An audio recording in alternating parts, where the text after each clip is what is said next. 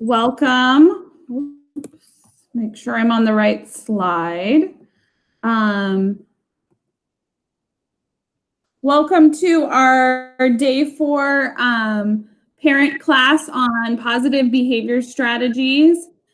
Today we are going to be doing our very first recording for parents who have been following along and been to days 1, 2, and 3. This will be your chance to see 4, and we'll be doing 5 and 6 and sharing those with you as well. Our hope is to have all 6 days recorded and everyone have access to all 6 days sometime in the very near future.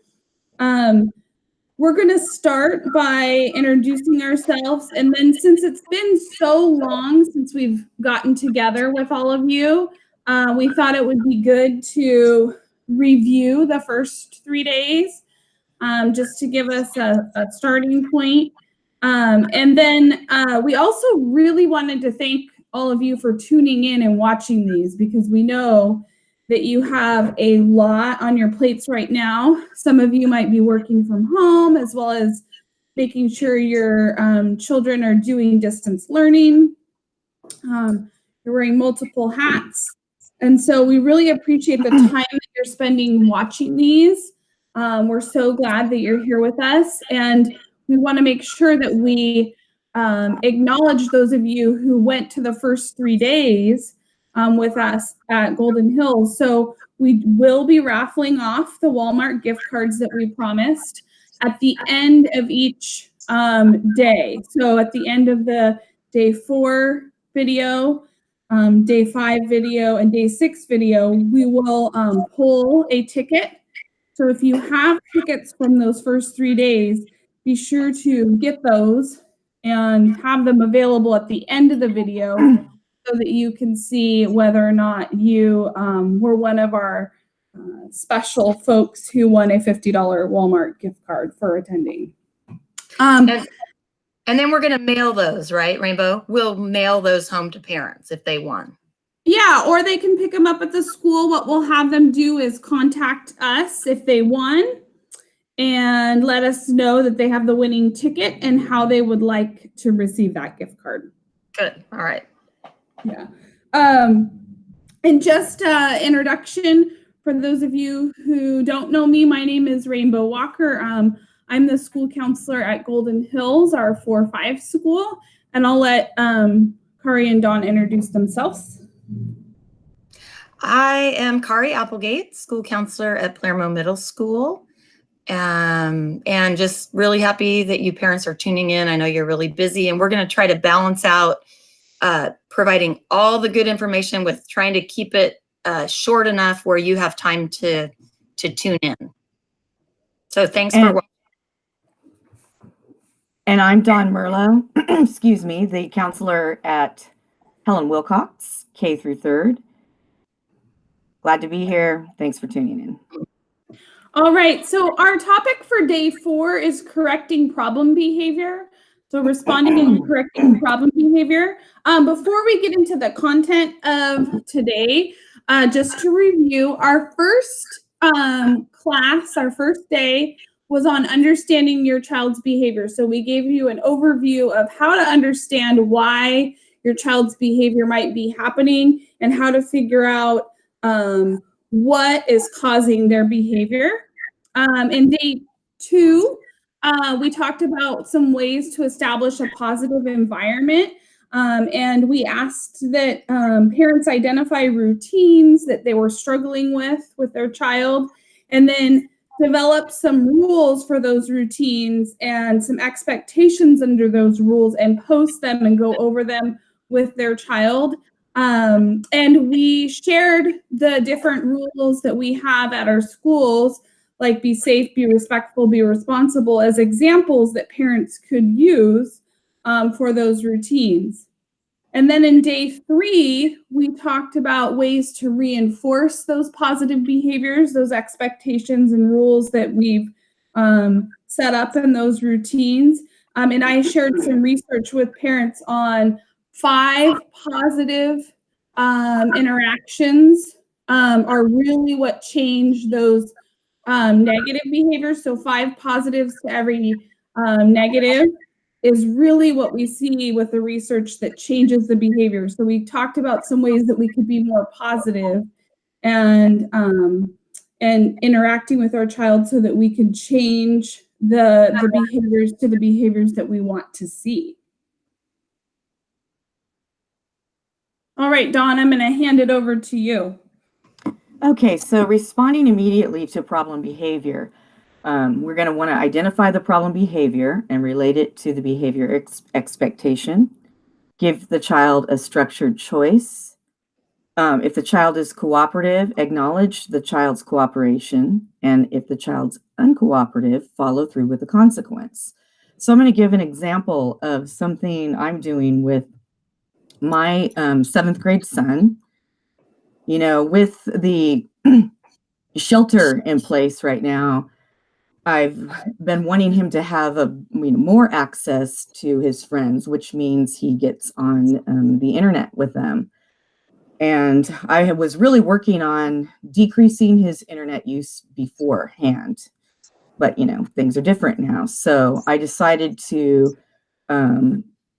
create somewhat of a schedule with him where, and this is something that I talked about with him, he gets 40 minutes at a time, 40-minute increments where he can talk with his friends. And that's based on following the biggest issue with him is making sure that he will get off of it politely after the 40 minutes. So the problem behavior with him has been getting him to get off of the computer politely. So that's the identified problem behavior. So if also the important thing to do is to like set a timer where it's not on me, the parent, to be constantly, okay, you know, looking at the time and then going in and letting him know you better get off right now, because that can open up kind of a power struggle or, you know, arguments or negotiating that we don't want to do in the moment, you know, when the problem behavior is happening. So I have a timer set that goes off at 40 minutes. If he is not getting off politely, then I will just, this is where we go to number 2, giving the structured choice. So I will say, you know, Joey, remember we have this plan, and if you do get off of it politely, I'll give you a minute. If you get off of it politely, like we talked about, then later on in the day when it's time for your next 40-minute increment, that'll happen. And if not, then we just won't have the next 40-minute increment. Then I walk away so that I'm not engaged, you know, and don't give it a chance for, you know, conflict. If he's cooperative, I'm going to acknowledge that. Awesome, Joey, you know, good job. I'm happy about this. Seems like it's working out. If he's uncooperative, I just have to make sure I do follow through with the consequence, which will be the next increment he won't be doing. That's it. Great example, Dawn. Thanks. Kari, I'm going to hand this one to you. Okay. So talking or thinking about responding to problem behavior. We want to respond to the specific behavior that the child does that is a concern or a problem. This connects to the 5th bullet point there, concentrate on the problem at hand and stay on message. So I just want to say it's really, as a parent, and I see this as a school counselor and I see it as a challenge for teachers too, when we have some kind of a behavior plan set up with our child or some kind of expectation, it's very tempting to lump in other behaviors into the plan because it's really hard. I found it very hard if, for example, in Dawn's case, all I want is for her son to get off politely. If he doesn't get off politely, that's the problem behavior. But say he's doing a whole bunch of other negative stuff that, you know, is kind of bugging me as a parent. What don't want to do is get off on talking about all those other things, because we have a plan that only involves this specific behavior, getting off politely. And so when he's not polite, that's the problem behavior you want to talk about. We don't want to also say, oh, I don't like your tone of voice, or, well, that is politely, so that's not a good example, but, you're making a mess. You're leaving your wet towel on the ground. Your clothes are all over the place. It's so messy in your room. Don't go onto a bunch of other things. We're just going to focus on the one thing that is the problem of concern that we have a plan for with the child. And it just makes it really clear and a lot more powerful. It just gets real confusing if we lump a bunch of other behaviors in there. We want to be non-argumentative and non-critical. Also super challenging as a parent if you're annoyed and upset. And it's hard in these times to be really patient. I know, because we're all indoors for long periods of time together. But as much as you can, like Dawn mentioned, the timer, you don't want to get into an argument or a power struggle with your child. So if an argument in and of itself can be very reinforcing to a child, because they get you off of the plan. So for example, if Dawn's son said, well, 40 minutes isn't enough time, Mom, blah, blah, and tries to engage her in an argument, she can just say, remember, the timer went off. That's what we agreed to. So very non-critical, non-argumentative, put it back on the timer and the agreement. Right? We agreed to this, the timer went off, you have a choice. Don't argue or be critical of the child. Be consistent. Consistency and responsiveness are like the two hallmarks of, parenting that we want to try to adhere to, but really be consistent in the way you respond to your child and what the consequences are, because that's how we teach good choices. We have to be consistent with the consequence or the positive reinforcement. It's got to be consistent. And we can see all of these things if we relate these to us as adults, our lives. It all makes really perfect sense, because we respond when we're treated consistently by other adults and by organizations and all the ways that we have to interact with our community and our society. If it's consistently reinforced, we are more likely to make good choices as adults, and our kids are the same way. I talked about, bullet point 4, focus on the behavior, not the child. So we really want to have this attitude that, we unconditionally love our kids. They're great, they're good, they're worthy, but sometimes they make poor choices and their behaviors are not good. So the problem behavior has to do with a choice that the child is making to do engage in some kind of a negative behavior, but the child is not naughty or bad. They're just making a poor choice. So we're going to focus on the problem behavior, not that the child is naughty or bad.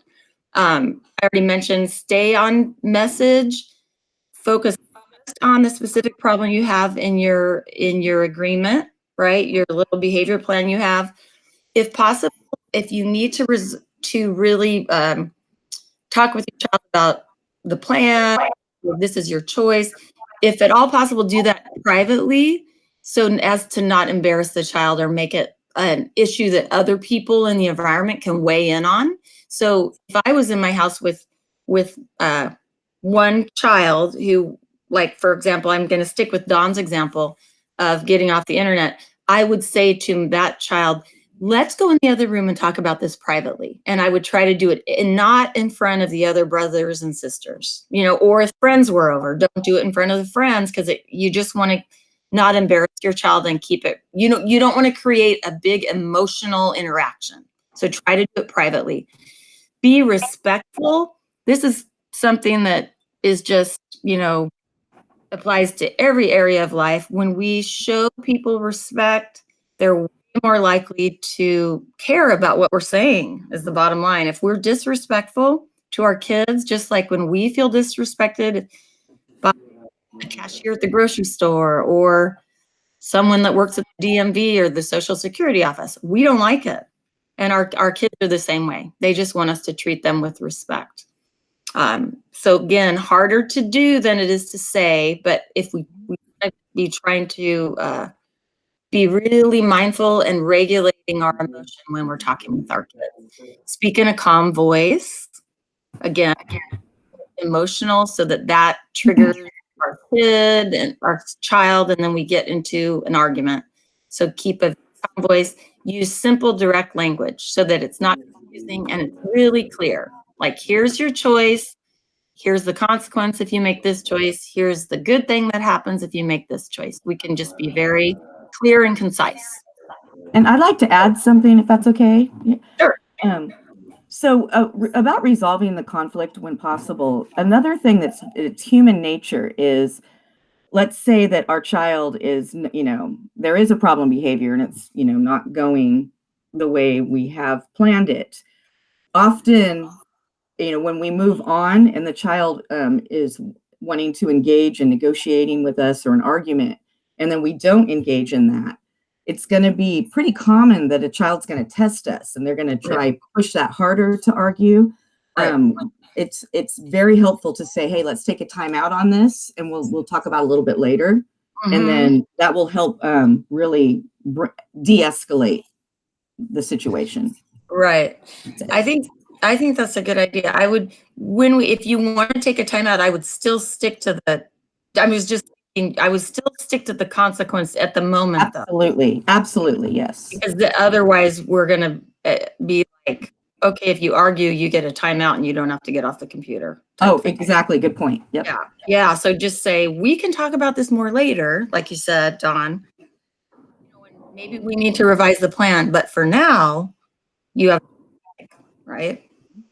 Yep. Does that seem right? Mm-hmm. Does. All Thank right. you. Yep. Yeah. Okay. All right. I'm just going to speak to this slide a little bit, mainly the middle point that sometimes we assume that our child knows how to do things and that they feel confident doing those things. And we do this, not just in the home setting, but also in school settings. Sometimes we do this. We just we're not paying attention to the fact that there might be part of an activity that the child doesn't feel confident doing. And so when kids don't feel confident, they think they're going to make a mistake or they're going to embarrass themselves. They often go to extreme measures to avoid doing whatever that is that's going to make them embarrassed or bad because they're not confident. So we need to make sure that we have taught our children what we want them to do. That could be emptying the trash and replacing the basket liner, or emptying the dishwasher, not dropping the dishes on the floor and putting things where they go. Start the dishwasher. There's all these little steps. So we want to walk our child through, here's what I want you to do. Make sure we show them, and then have them be able to practice what we want them to do so that they can feel confident doing it. That's going to increase the likelihood that the child will do it, what we want to do in the future. And point 2 says that only after teaching, reinforcing, and providing opportunities to practice the expected behavior do then have the right to provide some kind of a negative consequence if they don't do what we want them to do. So say that it is emptying the dishwasher. We're not going to give them a consequence, anything negative, until we are really sure they had a chance to practice doing. We've taught them how to do it. They've practiced it. They feel confident. And then we're going to expect them to do it. And then if they don't do it, we can have some kind of a consequence for them. And with the reinforcing, making sure that we are reinforcing things that they're doing right. So yes. That will really, really help with their confidence. Little steps, that every little thing that we notice we're doing right to, Right. Yeah, I have just a quick example I'll share. It's like I have someone really close to me who, when her kids were, growing up, 5, 6, 7, 8, 9, was kind of pretty critical of very critical of what they were doing. You know, so if they were emptying the dishwasher or wiping counters or picking up their bedroom or putting things away, whatever, she would correct. It was never the right way. So she wasn't reinforcing at all. She was doing more negative commenting. Pretty soon the kids just gave up. Like they would rather not do anything. And then the parent had to do all the work and do everything because she never built in that. Like, yes, you're doing a great job. I like how you're doing this. Good job doing this. You know, that she didn't do that piece. And if kids figure that out, like, I'm never going to do this right. You know, I can never do this good enough for my mom or my dad, then they'll quit. You know, they're not going to try. So we do want to reinforce, like you said, Dawn, give them a positive. Okay. All right. So I'm going to bring it full circle to when we started to talk about behavior and why behavior happens in day one. So for those of you who were there for that day, this is going to be familiar to you. When we're looking at why the behavior is happening, we should always be looking at what they're getting or obtaining or escaping or avoiding that's causing that behavior to happen. So I'm going to use an example to help us connect it. An example that we might be running into now with having our children doing schoolwork from home. Okay. So if the work is too hard, for example, they're expected to read a book that is a little above their level. And so the problem behavior, they're like refusing to read that book. We've asked them to do it and they're no, or they're doing something else instead. We need to ask ourselves why that behavior might be happening. So are they trying to avoid that task? And why might that be? Is it too hard? Is it, are they trying to get my attention? Would they rather have my attention and it's too hard? So always ask yourself why that problem behavior might be happening. What are they trying to obtain and get or escape and avoid when they're doing that problem behavior? And let's use that to connect to coming up with a plan. When we've had these classes in person, we've left you with a thought, a next step, almost like homework to work on. We're going to do the same thing at the end of this class. We're going to leave you with some next steps, a thought to think about. And so I want to encourage you to give yourself some time after these videos to really think about these next steps and develop a plan before watching the next one. It'll just help with processing the information. So when your child's problem behavior happens, when that unexpected behavior that you did not want them to do happens, think about how your response to that behavior might be reinforcing the behavior. So for example, if we're using the reading, we've asked them to read and they're refusing to read. And so we send them to their room for a timeout. Now that could be reinforcing the behavior, even though it's a consequence, because they're avoiding the reading. And if they're really trying to avoid that reading, they're not going to care that they're getting the timeout or not. So when you're developing a plan for responding to your child's behavior, think about, okay, why might this behavior be happening? What am I asking them to do?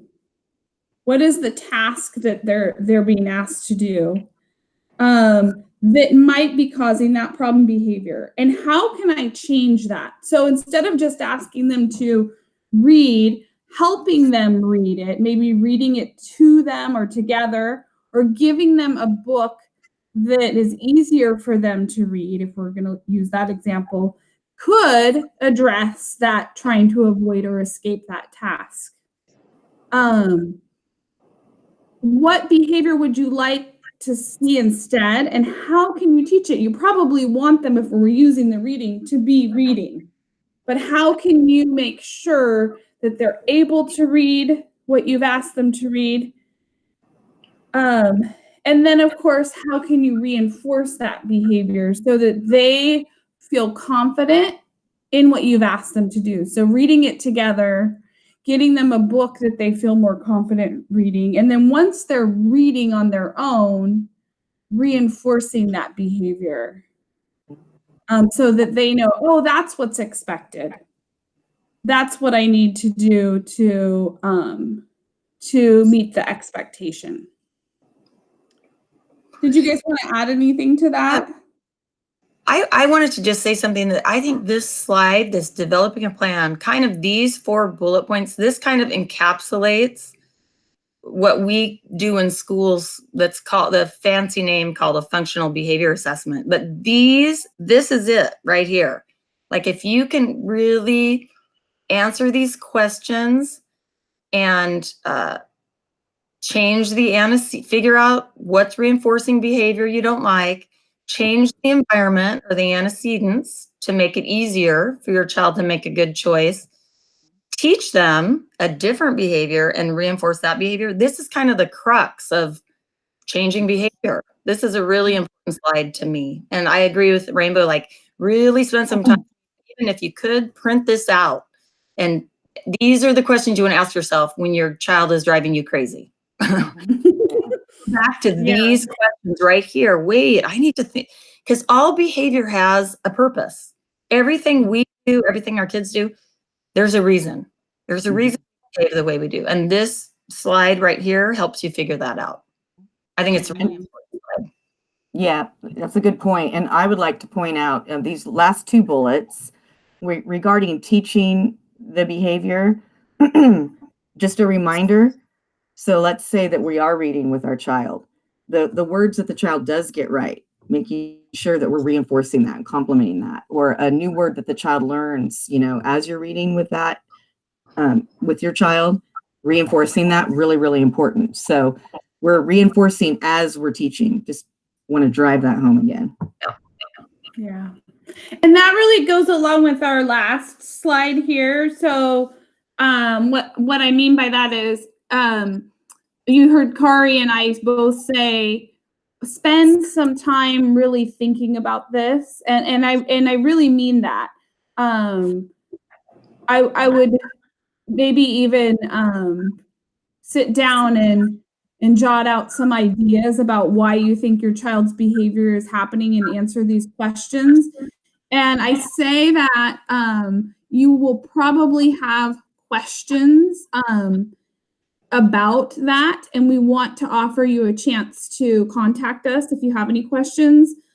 Kari and Dawn, I didn't have your numbers when I just added mine, but you guys can either add it now, or we can have their phone numbers also added to the day 5 and day 6 slides. But you can see here we have email contacts for all 3 of us. So if you have any questions about the content of the presentation, or you would like to talk with us about developing a plan and figuring out what might be going on with your child, please email us or give us a phone call. And then our ticket winner for our Walmart $50 Walmart gift card. The ticket number is 9607376. So if you have that ticket with that number from the last 3 days, please be sure to contact one of us and let us know how you would like to receive your gift card. And we're going to give you till when did we decide on when we're going to give them to contact us? Maybe like a week? We didn't really decide, but how about a week? Okay. From the time that we post this. Okay. So we'll give them a week from the day that we've posted this to let us know. If we don't hear from anyone, we're gonna have to draw another one. So be sure to let us know if that's your ticket number. Okay. And I would And like, so- I, Go oh, ahead. sorry.